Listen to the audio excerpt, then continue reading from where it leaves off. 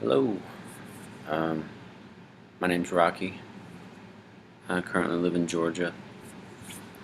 I am sorry about the bad lighting. I don't have any tables. I just actually moved into this apartment, so please forgive that.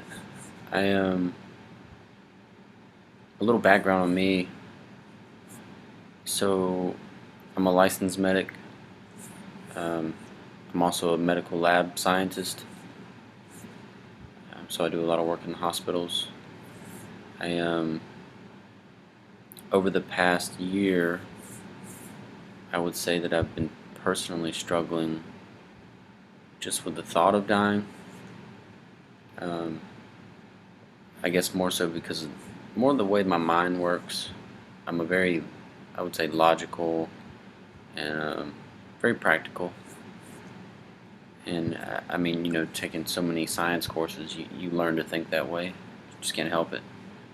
But I think the whole fear of dying for me is simply the fact of never having experienced it. So I don't really know how to relate.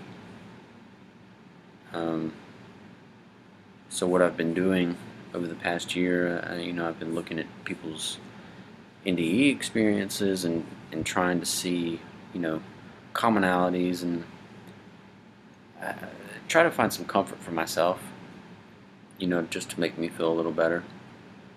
Um, so then I stumbled across uh, Mr. Storm, which I'm sure if anybody's watching that's seen a lot of near-death experiences or read a lot about him, you may have heard about him. Um, but what I wanted to do was just ask him a few questions that I couldn't find in any interviews with him. Maybe some things I couldn't find in his book. So I reached out to him, and he agreed to let me ask him some questions. And um, I don't know if these are questions that will be relevant to anybody else. This is my first YouTube video. I've never made any, and I probably won't make any more. It felt wrong to have any information that maybe somebody out there needs. Maybe somebody has the same questions that I do. Maybe nobody's ever thought to ask the questions that I ask. But they're just very, I would consider them more in depth, like very small, detailed type questions. Um, Definitely, I wouldn't say big picture questions, just very detailed. Um, but it helped me. And, if it helps you, great. If it doesn't, um, I'm sorry. But I know there's plenty of near-death experience stuff out there, and hopefully this can help you a little bit. Maybe give you some ideas on some questions to ask. Maybe not, but either way, I just wanted to share it. So thanks for taking the time to watch it.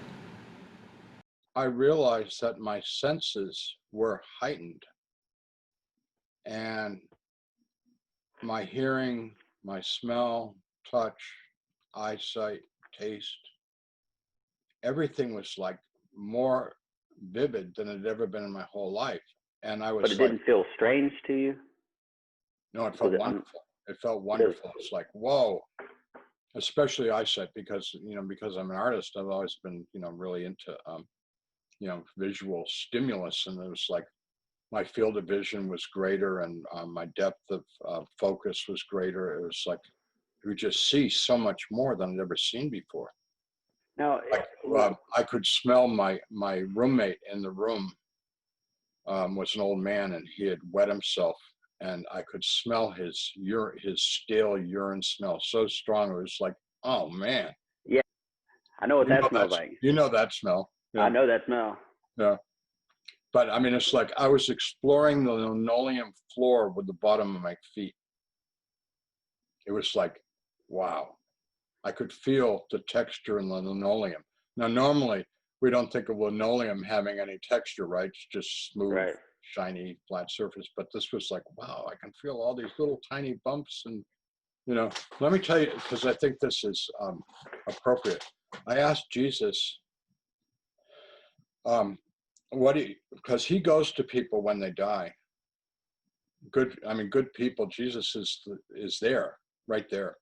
And I said, so what's the first thing that you have to deal with people when they die? And he says, well, the first thing that happens when people die is they don't know they've died. Nobody ever knows they've died That's because, crazy.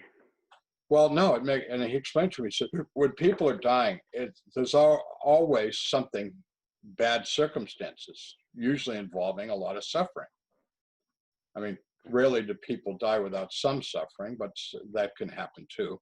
But they've gone from, like, their life is winding down and they're like grieving, losing their life, and they're fearful and they're afraid. And they think they're going to lose everything.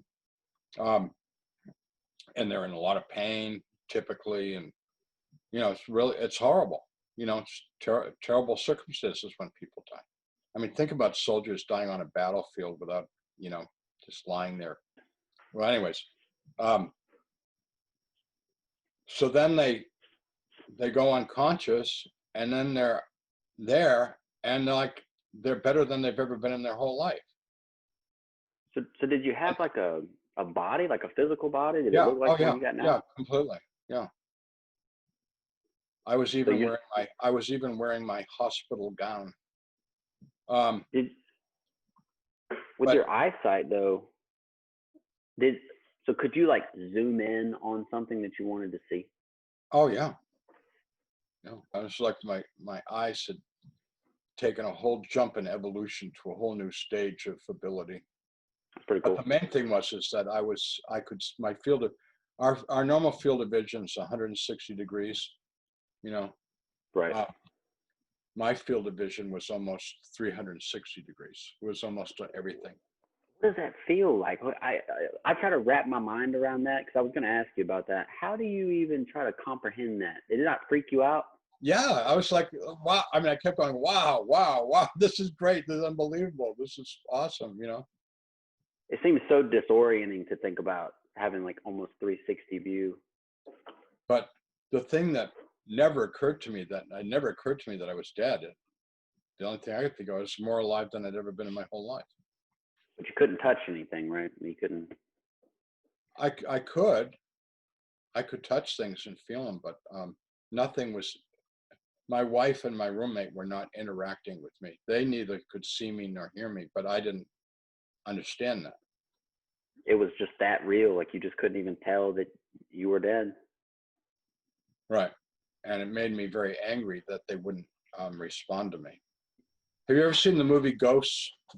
I have. Yeah, I think that does a very good portrayal of what it's like. When Patrick Swayze comes up out of his body, he's like trying to interact with people and nobody responds to him. Right. Then ultimately finds the thing pushing the penny up the door.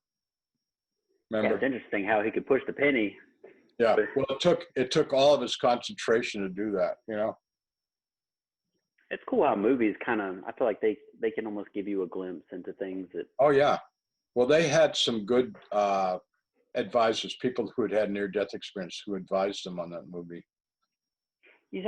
I've been thinking, I think one of the biggest lies that we can, because, it's really difficult to believe in things like superheroes and things like that, because you're told your whole life that things like that don't exist.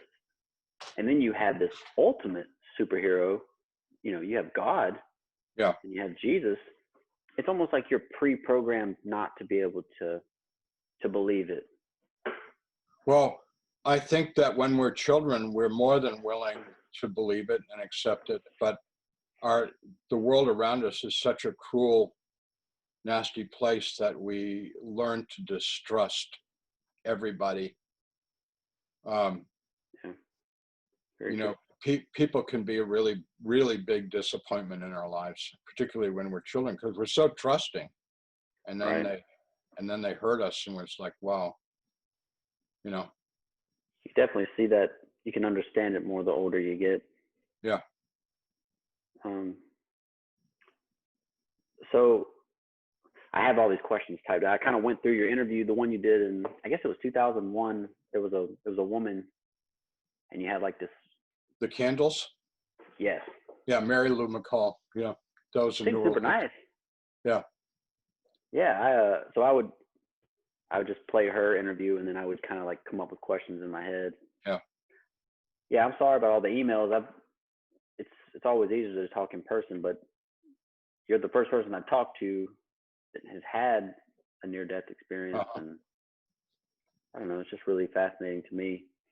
So I always hear people talking about colors, like they're more vibrant or they're colors that we don't have on Earth. Right. What does that mean? Well, as an art professor at a university, I taught an introductory class. In that class, I taught color theory, which, as I'm sure you know, we have three cones and three different cones in our bodies that respond to the three different wavelengths of the visible light spectrum.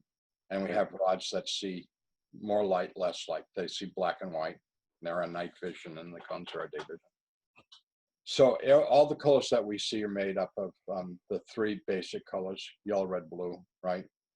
Mm-hmm. And then you mix those and you get the secondary colors, orange, green, violet. And then you have the tertiary colors, the colors in between, so I explain all this to students because in terms of making art, you need to know this stuff. Because Right, you got to be able to make the color. you got to mix the colors to make your picture. So I'm like, okay, I'm seeing colors that I don't have a name for, that I've never seen before in my life. What are they?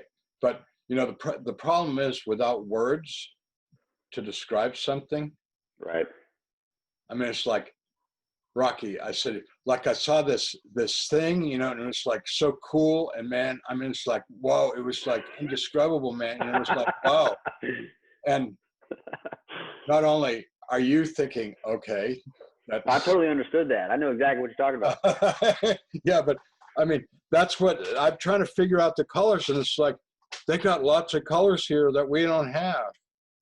And of course, they don't have, what was happening was I was becoming more sensitive to more wavelengths of light, but I didn't have any language to describe it. It was very frustrating. And when I came back, I was frustrated because I couldn't see those colors anymore. And I can't, I don't even have the words to Just can't describe them. because, in the electromagnetic spectrum, the visible light spectrum is like that little tiny bit of it. Yeah. And like, there are some insects and some animals, some birds and things that can actually see ultraviolet light, which we can't see. Right. But that's all I know. That one wavelength is about all I know. That, but there's a lot. I mean, if we could see all the stuff of the electromagnetic spectrum going on around us, it would like totally freak us out. Because when we got, like, it'd be like, whoa, way too much information. Yeah, that's very true. Well, I looked at I can never pronounce her last name, but Akiana. Yeah, I know. Well, she's got a painting. I guess it's like a garden. I can't remember what the name of the painting was, but I think she was trying to capture some of the colors that she had seen in one of her visions, and it was just like some really crazy, I would say, some off color of purples and like maroons. Yeah.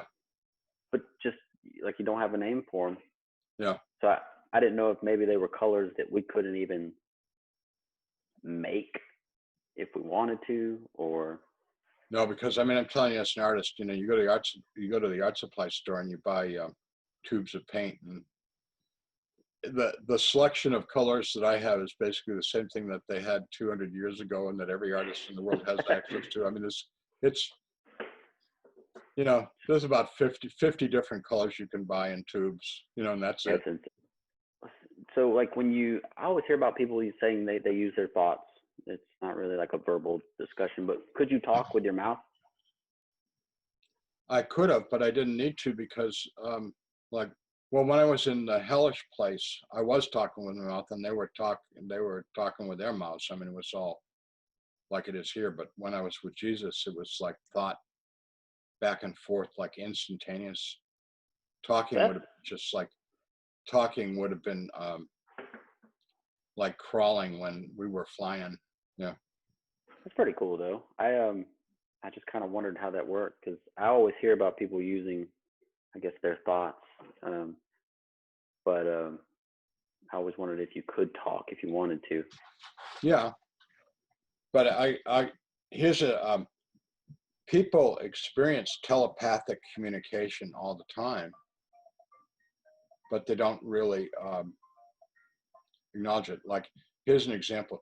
You're sitting in a restaurant and you see someone, like, let's say it's a young lady that you think is really attractive, and you're thinking about her and you're, casting glances her way. And then she turns and looks at you and she gives this look of like, why are you thinking about me? They know, yeah, They know. yeah, they They know. know. Yeah. Speaking of ladies, we're gonna get to that whenever we talk about when Jesus could read your thoughts. Yeah. He thought that was I thought that was so funny we went into that and he thought I was really funny. Yeah. because you try not to think about it. Obviously, you're gonna think about it. Yeah, I know. That's what he thought was so funny. Because the more I tried to not think about the things I didn't want him to know I was thinking about, the more I thought about those things, and he just thought that was like hysterical. Yeah, he's got a great sense of humor. That's awesome. I don't know. It makes him seem so much like listening to your story. It makes him seem so much more personable. Not just like this Yeah. figure. Well, I don't know. that's the cool thing about it, because God is incomprehensible, completely mysterious, completely beyond our ability to grasp. The Father, right? God the Father. Yeah. But God, in his love and mercy and wisdom, has come to us in a way, in a human way, that we can relate to and really get. So I think it's a tremendous gift, because God has said, okay, you guys don't get me. So I'm gonna appear to you in a way that you will get me. I'm gonna be like you.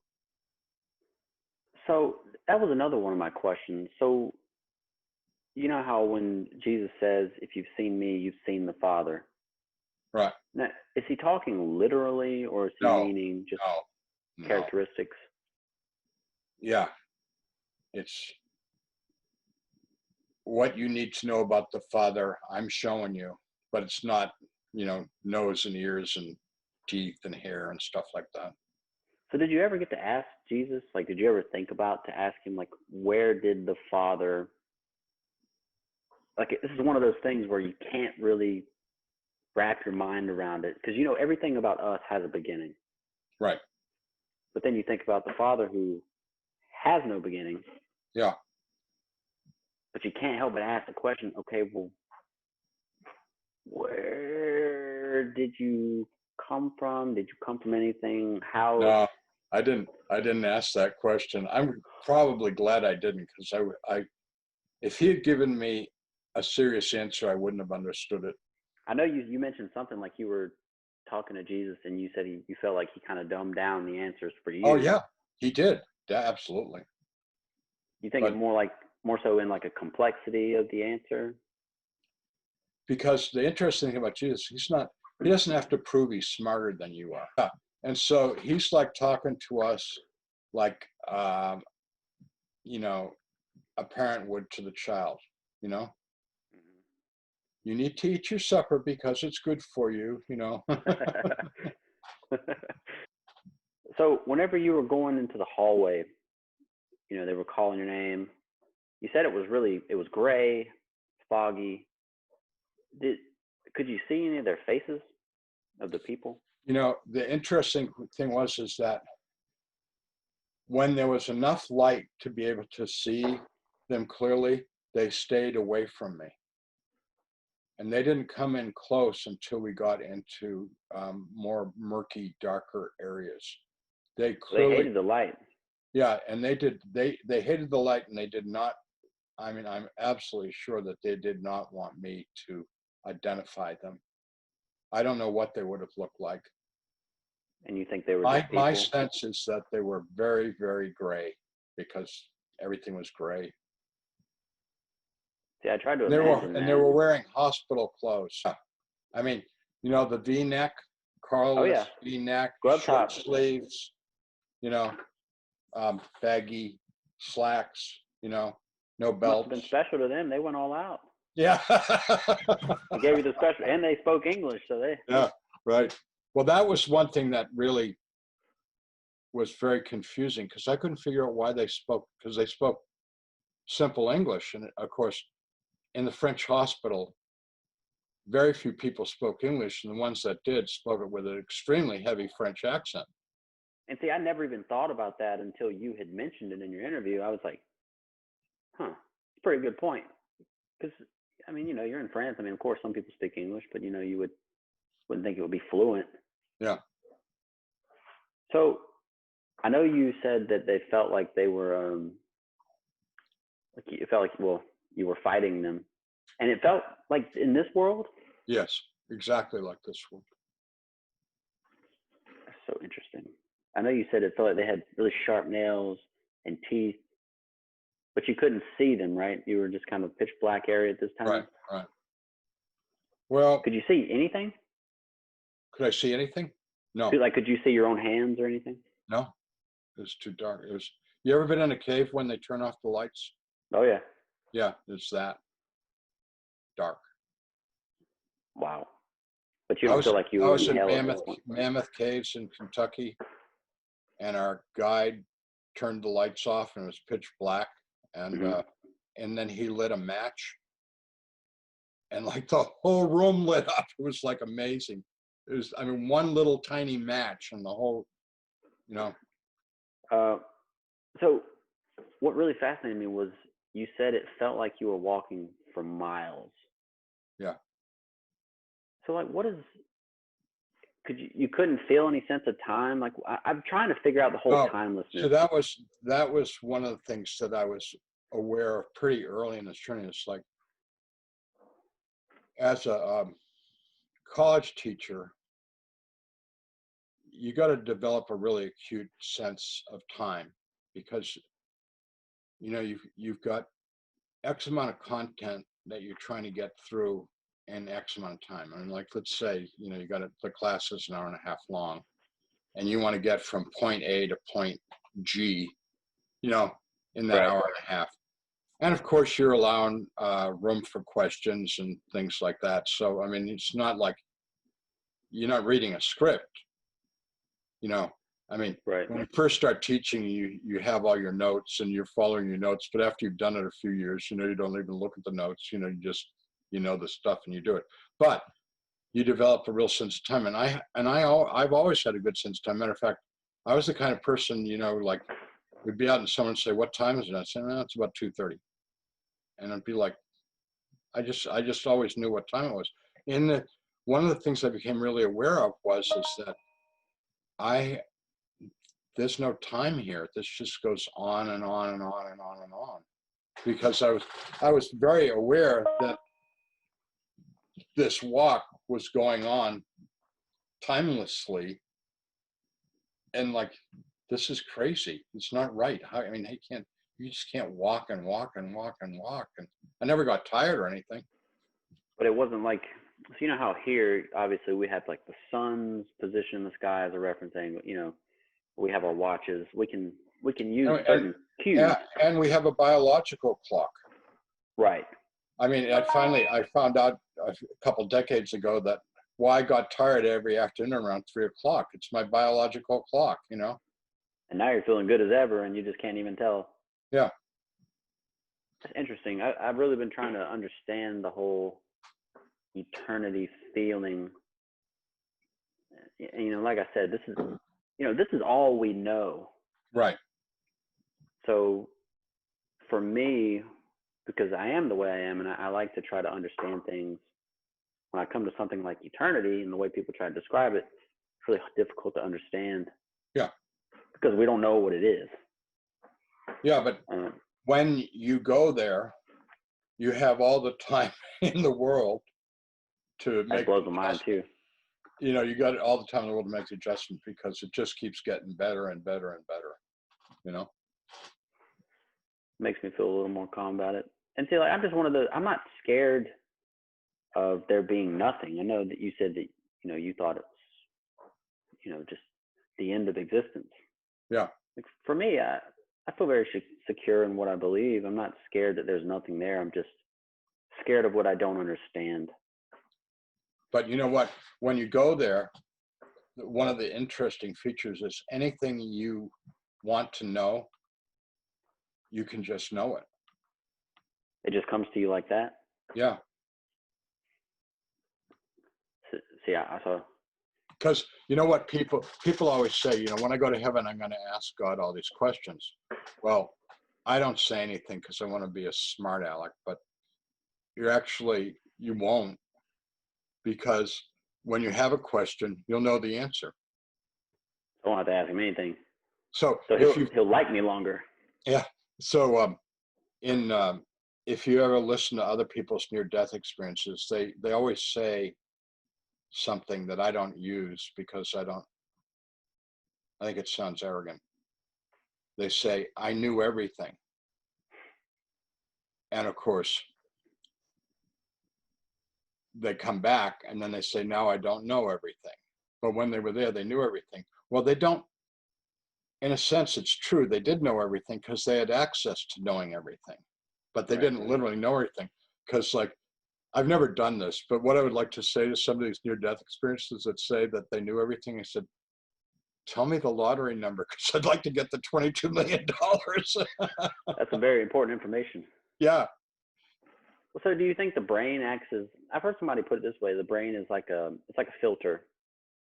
So it almost acts like a restriction for us to be able to gain, the universal wisdom that's out there. Do you feel like that's something that maybe God gave us so that we could focus more on what we need to know versus knowing the answer to everything? Yeah, absolutely. I'm an animal lover. I got 2 dogs. I've had dogs all my life. I've had cats. I got goldfish. I feed the birds. I love animals, but they don't know. They think, but they don't have any self-awareness of their knowing. So we're in this interesting thing because we're part animal.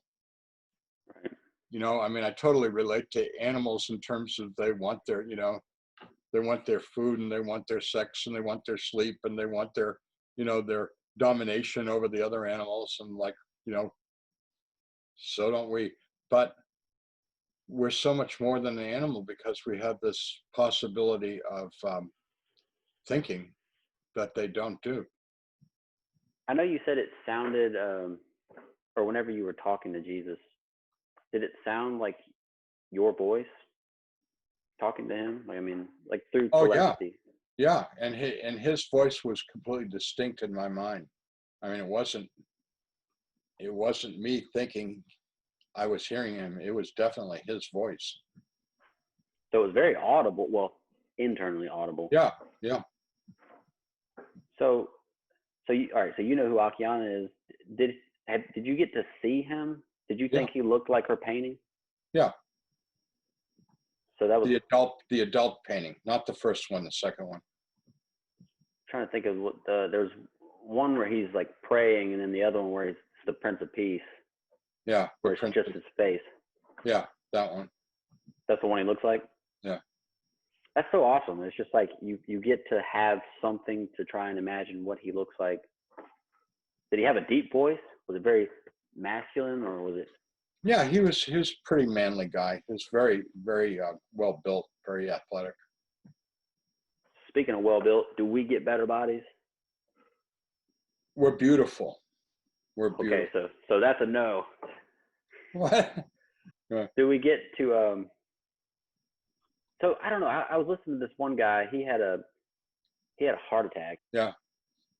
But he described like his body looked more masculine, more built, like he looked younger. Yeah. Do you feel like that's something that we get once we get to heaven, or did you feel like your body was any different when you had just made the transition? No, I think that's when we go to heaven. Okay. Fair enough. Although my senses were heightened, I didn't feel changed at all. Did I know you said that the angels, when they came to you, they were glowing like beams of light, right?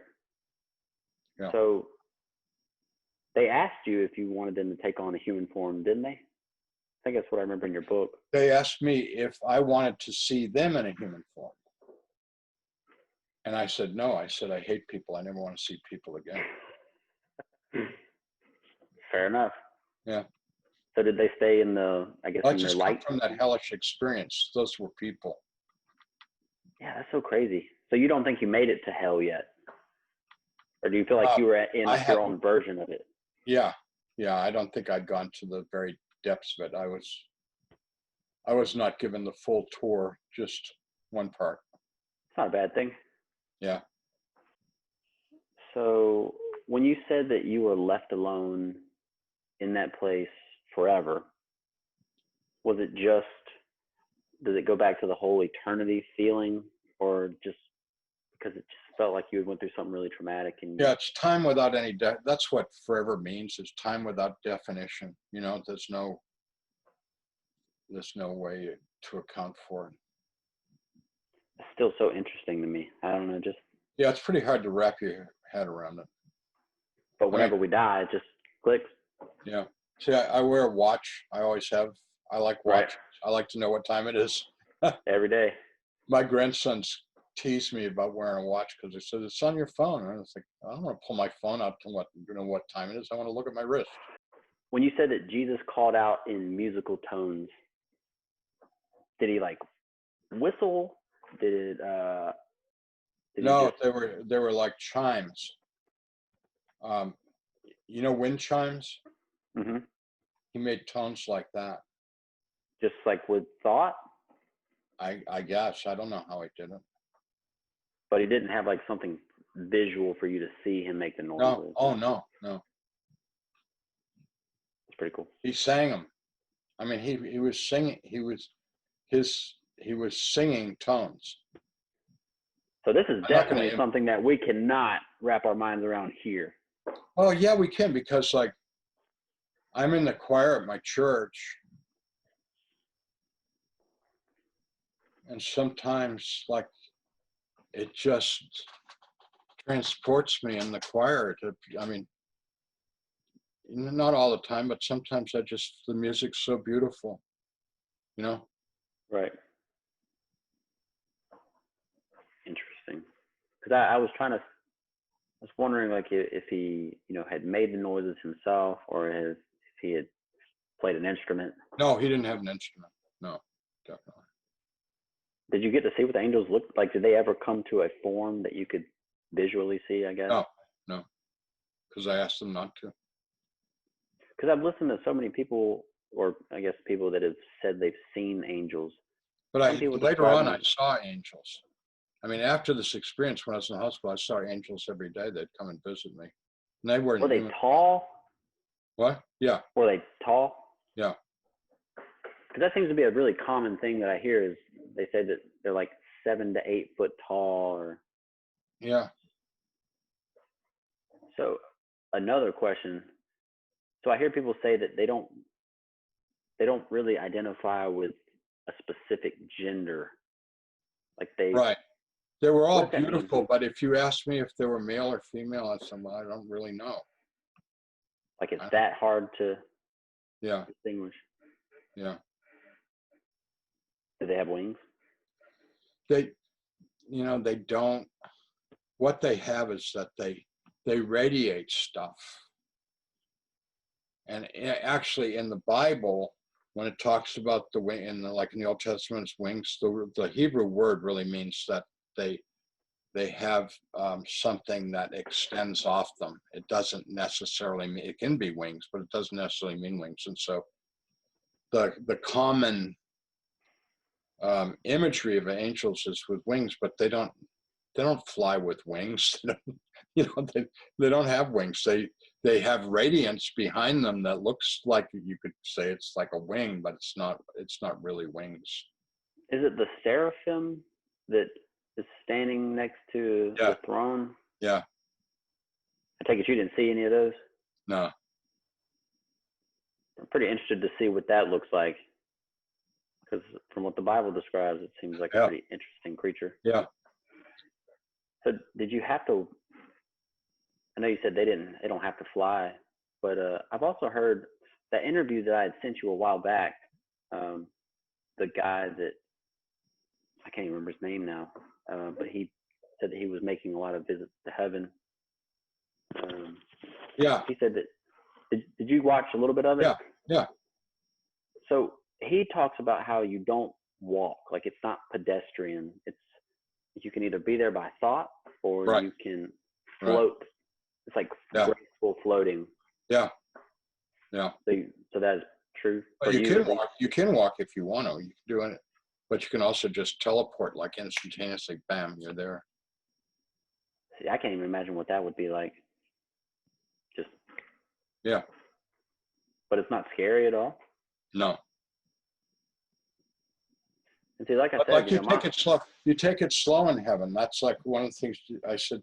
So when people come to heaven, he said, well, they got a lot of adjusting to do. So they just take it slow and get used to it and learn the way things work, because this physical universe that we're in is real small potatoes elementary school compared to the complexity and diversity of heaven. So it's a lot of time to adjust, but we just take it as it comes and we make the adjustment.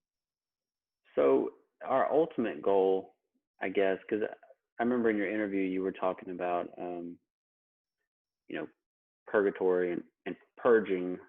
Yeah.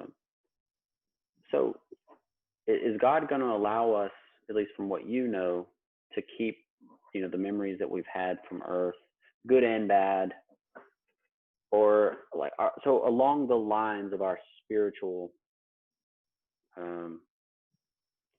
maturation, I guess you could say, Yeah. are we going to lose ourselves? No, no. That's one of the huge differences between Christianity and Hinduism, for example. In Hinduism, like you blow out in nirvana, Mm-hmm. you just become like a drop in the ocean and lose all sense of personality and individuality and identity. God, I mean, Jesus explained it, God made us very, very individualistic for a reason, because he wants us all to be unique and different and to live in harmony with one another.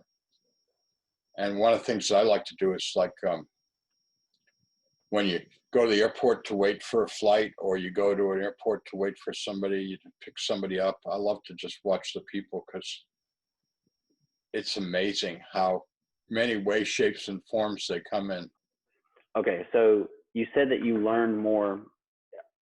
We'll talk about like your life review for a second. So you said it was like a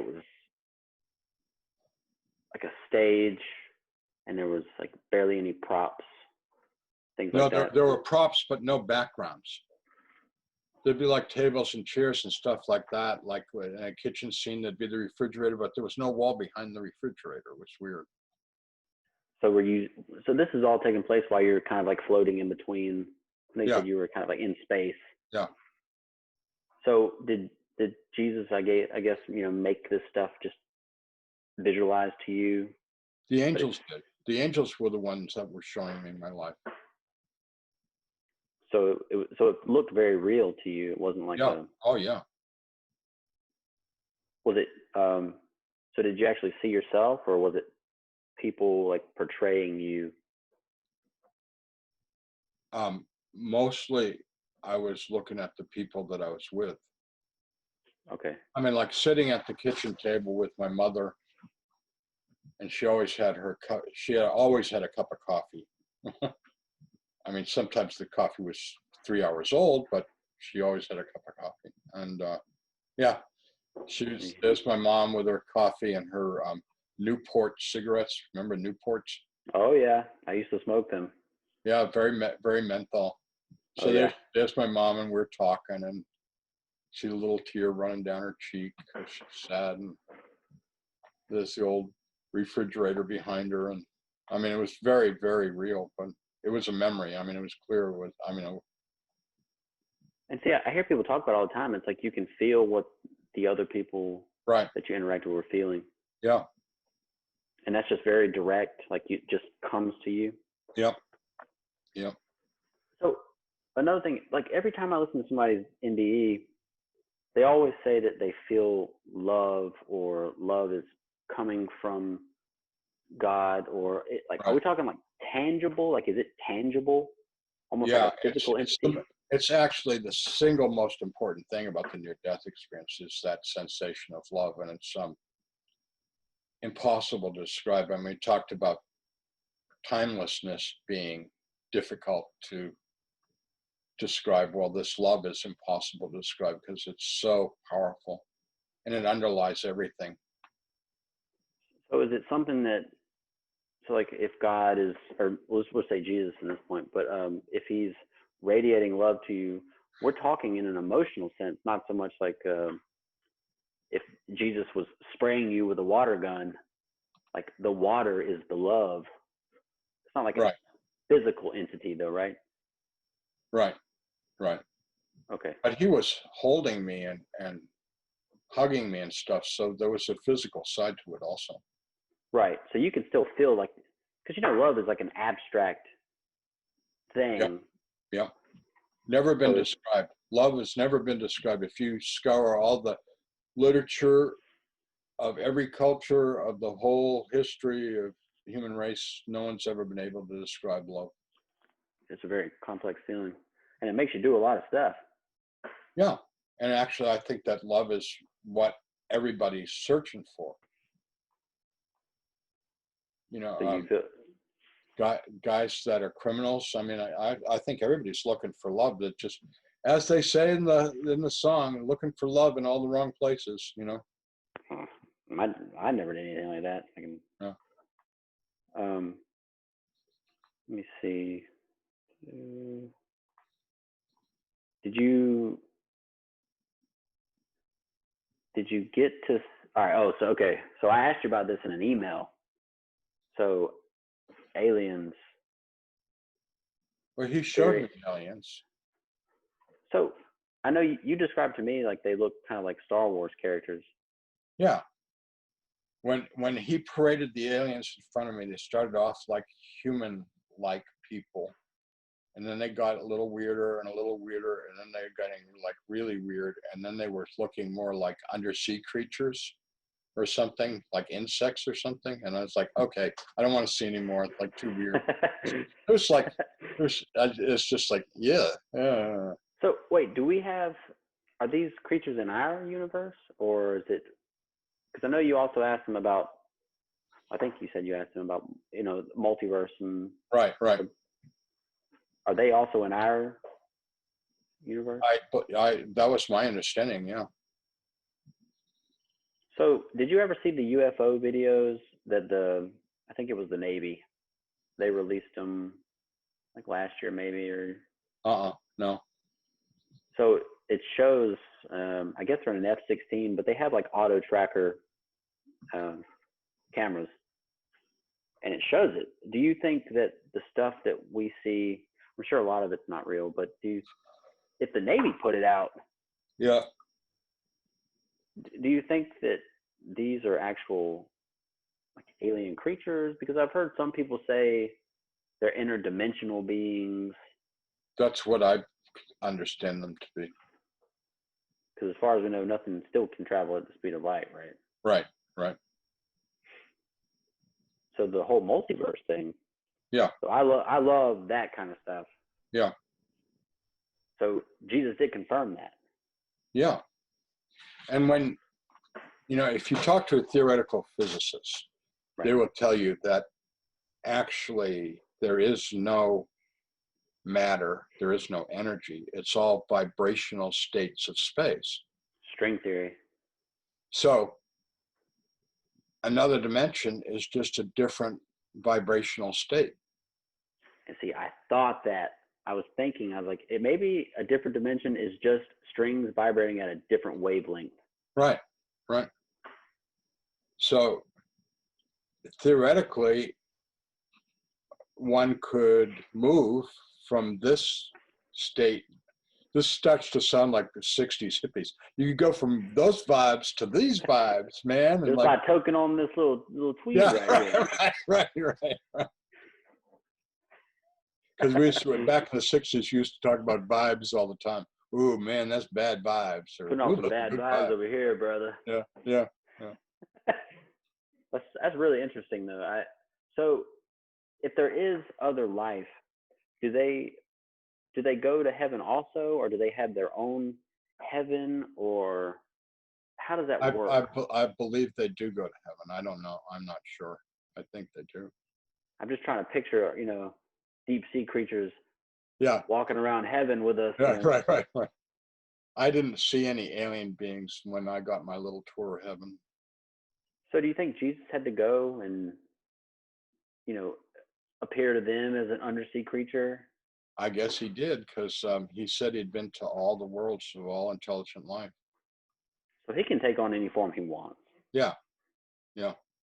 But I guess whenever we see him, he'll always take on the form that's most comfortable for us. Exactly. Yep. Man, this is going to be really crazy. I can go ahead and see it, because But you'll like it. I haven't heard anybody complain about it yet. So. Have you ever been around someone who got resuscitated and started talking crazy stuff? No, I think right before I left the hospital, I was talking to a guy. He was a younger guy. He was probably in his 30s, and he told me he had a terminal illness. I don't remember what it was, but he had already passed once, and the furthest that he made it, he said, was he floated out of his body, heading up towards the ceiling, and then he could feel the light behind him. Yeah. And then they resuscitated him, and he said he fell back down. Yeah. But that was the furthest that I had ever talked to anybody about it. Yeah. I don't know. It's just kind of like I said, for me, it's just one of those things, like, we base our knowledge on things that we've either experienced or learned from someone else's experience. Right. So, whenever I would come to the topic of the afterlife, I didn't really most people don't have experience with it. Yeah, but the world's funny, because, like, of course, I've met lots of people that told me I'm an idiot, I'm crazy, I'm making it up, all this stuff, right? And here's my analogy. In 1988, I went to Finland with my mother. Her parents were from Finland, and we had relatives there. So this was like opportunity to meet relatives that we'd never met and stuff like that. And my mother had a friend in elementary school who went back to Finland and never came back to the U.S. And my mother had corresponded with her, so we went to see her. And she lived in Juva, Finland, Juva, little tiny town up in the middle of nowhere. Sweet little village in Finland. And we spent 3 days there. It was kind of boring, because my mom and her old girlfriend, they're old ladies, they yacked the whole time, and like we were like bored. But anyway, me and my sisters. But anyways, so like I spent 3 days in Juva, and I can tell you all about Juva, right? And I could talk to you for an hour about Juva, Finland. Mm-hmm. And first of all, it'd be boring, and why would you care? Because nobody would care. But it's real. There really is a Juva, Finland, and I was really there, and I really did eat there and see things and talk to people, and I care. Real. I care for you. I care. Okay, but it's funny, because like no one would say I was crazy if I started talking about Juva, Finland, or Helsinki, or Tampere, or Turku, or any other place in Finland. You wouldn't say I was crazy. You'd say, okay, you went to Finland, big deal, like. Mm-hmm. But I go, okay, like I had this near-death experience, and I experienced these things, and people say, no, you didn't. Oh. Yeah, that can't be real. Yeah. It's funny how that works too. There's so many other religions out there, and you can talk about any one of them. Right. And it's completely accepted. Yep. You can talk about witchcraft all you want, and people are like all ears. Nobody but you cares. want to talk about Jesus, and it's like, ooh, don't talk about that. Yeah, you're a Bible thumper. You're trying to push them on me. Don't do that. And it's Yeah, just like, yeah, what did he say in the Bible? It's like, if you follow me, the world will hate you, or yeah, something along those lines. But it's so true. I mean, yeah. I feel like the only people that, even if they are Christians, they hide it. Right. It's like they're too ashamed, or they don't want to hurt somebody else's feelings. Well, that was But the problem I had at the university, because there were Christians at the university, but they laid low, man. They laid real low, and it's like the atheists were like real vocal, real outspoken about there is no God, and Christians are, you know, living in a dream world. They're promoting superstition and fantasy, and there's no such thing, and blah blah blah. I mean, it's a real big problem at the university. think about it this way, like even on a, so obviously I enjoy science. Yeah, It's what I got my degrees in. But if you think about, so true atheism is you don't believe in God at all, right? There is no God. right. Where do you believe that things originate? Well, if you get a chance on the internet, I think the title of it is 5 Minutes to Believe in God. And it's an Israeli theoretical physicist who has his doctorate from MIT. And quite simply, what he explains is that every theoretical physicist in the world believes that all the laws of physics existed before the Big Bang happened. And he said, that's what we call God. You know, Sounds good. I mean, it's like an awesome proof, Yeah. because like the laws of physics of our physical universe are, absolutely 100% constant, right? They don't vary. Which is why I don't understand people's argument for randomness. Yeah, Like sometimes people argue, everything originated from random accumulations of gas and things like. But if you think about it, and especially, like I was saying on a scientific level, because biology was my strong suit. yeah, So even on a biological scale, um, you look at something like cancer. It starts out as one cell, but in that cell you have DNA that, if you even have one mistake, you know, just one. yeah. So what are the chances that all of us just happen to randomly have good DNA? So Right, a right. huge, you know what I'm saying? It's Absolutely. Yeah, when I was a kid, this was when, like, I'm talking about back in the 50s. I was a little kid. My dad took me to a thing, and there was a rocket scientist there, and he was explaining that if a component works 9 out of 10 times, and there's like 100,000 components in a rocket could never fly, because the odds of one component failing, you know, and right. causing the whole thing to go haywire are too great. But he said, amazingly, rockets do fly, even though every component has some possibility of failing. When you think about the human body, my understanding is there's 75 trillion cells in the human body. Hmm. And like most of the time, it works pretty good. Yeah. It's really quite incredible, because I'm 73 years old, and I'm still Still breathing kicking. and walking and eating and pooping and talking, and I mean The three essentials. yeah, it's like um, it's just amazing. The whole thing just keeps on functioning, just keeps on ticking, Right. because I mean the odds are like something should be going wrong all the time, all the Right. time. And see, that was always my big argument with people who believed in, randomness. And it's just like, how could you believe in something's random? Because, what's the chance that you would even be put together in a Yeah, human form if it was random? yeah, and also I mean atheism. I like I'm really attracted to atheists because I used to be one, and logically, it's completely irrational. because like you can't believe in nothing. You know, Right. it's, I mean, I, you know, I can believe in this pen, you know, Hmm. but I can't believe in non-pen. That's very true. Yeah. You Well, know, I feel like to believe in nothing is to believe in something, right? right. So what atheism is by kicking a supreme being, a higher power out of the picture, you make yourself God. And I'm telling you, as a former atheist, it's kind of fun being your own God, Sure. because like you get to think and do and say whatever you want.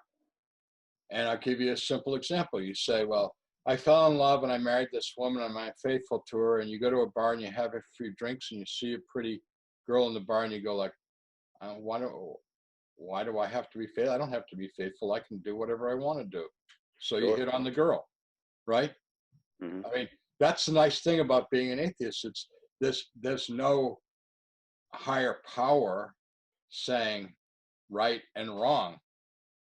You know, there's no ultimate morality. You make up the morality, like you know, like cheat on the taxes if you can get away with it without getting caught. You know, be smarter than the IRS. Why not? You know, Sure. I don't cheat on my taxes. I mean, one, I don't want to get caught by the IRS. I mean, that's one Right. reason. But the other reason is it's like I don't cheat. I mean, I don't cheat. You know, Sure. I mean, if the cash rarely happens, but if the cashier gives me the more money than I'm due back, I tell him. Um, so, do you think that? I guess. Do you think reincarnation is a real thing? No, I asked Jesus about it. He said it's not. Doesn't happen. He said it might happen in a rare circumstances, but generally it doesn't happen. So, like, if maybe if a baby dies and Well, that in that case, he did said if a baby dies, they will come back with a new life. so if the baby dies and they come back with a new life, if the baby died and the parents knew about the baby, would they still be able to be with it in heaven? Yeah, but we're going to Maybe. see tons. We're going to see tons of family that we never met. When my mother's mother was close to death, she was telling me that I looked just like her grandfather. And she was getting kind of spooky about it because it was like, sort of like, you know, you're just like my grandfather. You're just like, to me, she's like, this is a dying woman. She's like, you're just like my grandfather. It's like, so now I've got this, like, I never met my grandmother's grandfather, right? You know, Right. But I guess I'm going to get to meet him Y'all are gonna because be my twins. grandmother said that there's something between us. I don't know, you know, we're connected. It'll be an interesting day. Yeah. So I know that you talked about in heaven, God's going to let us grow at our own pace. Right. So what's our ultimate goal? The ultimate goal, and Jesus showed me this and made it really clear, is well, there's two goals. One is that when we get very wise and very good, we're going to be given responsibilities like cities, countries, planets, universes, Wow. and we will have like billions of angels and things to command to try and help them in their development. But that's one goal. The other goal is to be in what is commonly referred to as the heavenly choir, which I like to refer to as the heavenly orchestra, where God is the composer and the conductor, but there's a lot of improvisation, and we all come there and bring our own instrument, which is our voice, but our voice is our spiritual maturity. And we are actually participating in the ongoing act of creation, because if the heavenly choir were to stop, just like stop, there would be nothing. all the physical universes, all the dimensions would just disappear. So the heavenly They- choir is making the strings. Yes, Strings. yeah, they're making the vibes. Good vibes over here. Yeah, That's pretty cool, though, if you really think about it. I mean, it's so interesting to me to think about, because of course to us, the world is a very complex place, right. and you can just go as deep as you want with anything. Yeah. But when you think about it like that, it almost seems so simple. It is simple. It is simple, really, ultimately. I mean,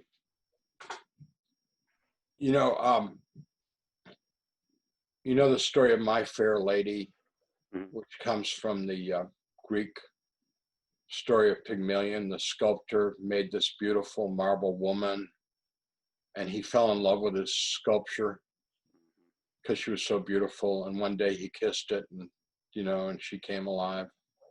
Well, I'm an artist. I mean, You're not kissing statues, are you? no, but Not today, anyway. But no, but you make a work of art, and when it's done, it's a weird conflicted. You're both exhilarated because you pulled off what you were trying to do on the one hand. On the other hand, okay, it's over, it's a thing. Now I put it in the rack with the other things, and it's like, move on, forget about it. What's next? Doesn't last. No, because if I could make a woman and then make it come alive, I would dedicate my life to doing that, man. I mean, but the world would be a very overpopulated place. What a thrill to make a living thing. But here's the real kicker. If you made a living thing, would it just be like a robot? Would it be like, you'd program it and would do exactly what you wanted to do, and you would always know what it's going to do because you had, programmed it to do what it's doing, so it's all predictable? Or what if you made a thing that had its own will, free will, and was unpredictable? Keep it interesting. Wouldn't that be, that would be amazing, right? Yeah. And that's what God's done. And he made a lot of them, a whole bunch of them, like billions of them. So God didn't want to be bored. Yeah. And God is big enough that he can look down at this whole mess, if you will, and say, that's cool. That's interesting. Oh, those people, they are so out of it. They are mistreating themselves so badly. I couldn't even imagine how upset he probably is, just to look at the state that we're in now.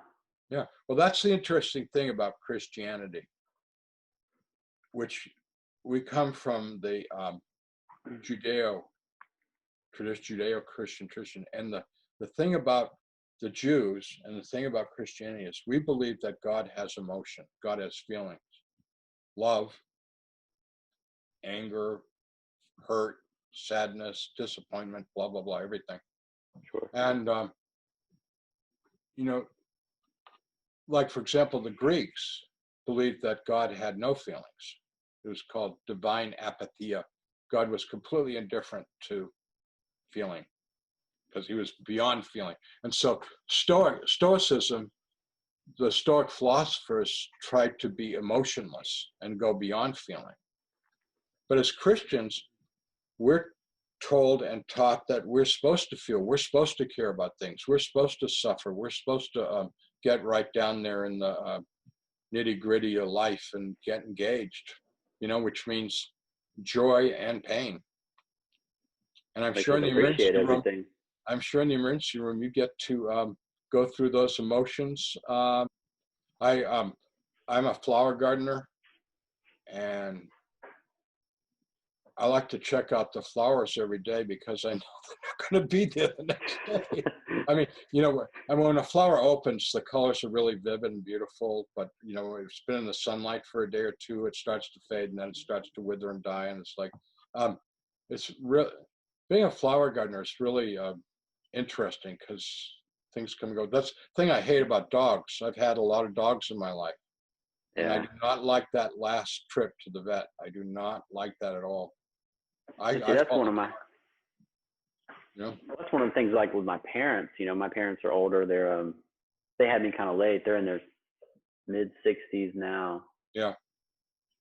And I know that they could live to be 100, I guess. But it's just in your mind, you have to realize that one day they won't be there. Yeah. So I wonder how I'll be able to deal with it. Because Well, you will, like, but it's hard. I've lost my mother and father and a sister and some. It's really rough. It's hard. I miss my mother all the time, and I got a picture of my mom on my desk over there. do you You know? do you feel like going through what you've gone through that I guess it's kind of comforted you in a way? Yeah, because I know she's good. She's fine. She's better than fine. You know, Yeah. and I get to see her, and I get to give her. My mom was heavy. She was fat, and she was a little Oh, short. She was short, and one of the things I used to like to do was I'd sneak up behind her and grab her and pick her up and twirl her around. hmm. Oh, anyway, my computer's saying something. Wait a minute. So, which she hated. She'd scream and yell at me to put her down and stuff like that. I bet you can't wait to do it again, can you? I am going to do that to her, except she's not That's going the to be first fat. thing. She's not going to be fat anymore. Jesus walks up to you. Hold on, Jesus. One second. I got to get my mom. Yeah, you're going to give her a spin. That'd be a good day. Yeah. So, does it get dark in heaven at all? No. Pretty interesting. Did Jesus did he describe heaven to you very much? Did he give you any He kind of showed me. insight on? He showed me. So I always hear people talking about a lot of fields and a lot of beautiful flowers. Everything beautiful is there. Everything beautiful is in heaven. But it looks similar to Earth in a way. The part I saw did. But I'm sure that there's much more to it than what I was shown. So, are we going to be able to stand in front of the Father? Or I've heard, some things like His Holiness it's too much for us to handle. As we are now, but we will develop spiritually so that someday we will be able to do that. But He doesn't have like a physical body that we know. No. The Bible says God is spirit. God is love. He's not, But we'll be spirits too, though, right? Right. But we won't be able to change our form. Yeah. So do people float? Like, can you take on the shape of like an orb yourself? Yes, if you want to. Heaven sounds like a very interesting place. Yep. There's enough there to keep you amused for all eternity. Forever. Yeah. Well, Mr. Storm, I really do appreciate you taking the time to talk to me. Yeah. So is Rocky your real name or is it a nickname? It's a nickname. My dad and I have the same name. My father and I had the same name, and he tried to get people to call me Bud, which I hated. It's like, I'm gonna be Bud. So my sisters called me Brother, and then my mother started calling me Brother. My father never called me Brother, but anyways, my family name was Brother, and Nice. I always liked being called Brother, but only my mom and my sisters called me that because that didn't work at school or anything. I am a bro, man. Yeah, there you man. go, man. There you go. Yeah. Good vibes all the way. Yep. Right. Yeah. Well, I appreciate it, Mr. Storm. I really do. Okay. Means Well, a you lot. keep up the good work that you're doing with people in emergency. Good. Take care, Mr. Storm. Thanks, you too. Bye.